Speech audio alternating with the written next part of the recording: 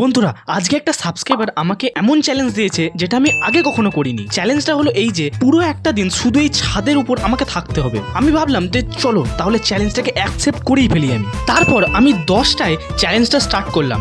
প্রথমেই টাইমটাকে পাস করার জন্য আমি একটু ঘুমিয়ে নিলাম। তারপর আমি বুঝলাম যে যতটা সহজ আমি এই চ্যালেঞ্জটাকে ভাবছিলাম ততটা সহজ এই চ্যালেঞ্জটা না। তারপরই যত টাইম কাটছে আমার খিদেটাও ততই বাড়তে থাকছে। তাই আমি মাকে বললাম যে আমাকে কিছু খেতে দিয়ে যাও। এরপর মা দিল আমাকে চানাচুর মুড়ি। সেটা খেয়ে নিয়ে আমি ভাবলাম যে ছাদটা অনেক দিন ধরে অনেক নোংরা হয়ে রয়েছে, তাই আমি ছাদটাকে পরিষ্কার করার জন্য লেগে পড়লাম একটা ঝাঁটা দিয়ে। তারপর অনেক কষ্ট করে আমি ছাদটা পুরো পরিষ্কার করে দিলাম। এবার তোমরাই কমেন্টে বলো যে এখন ছাদটা কেমন লাগছে।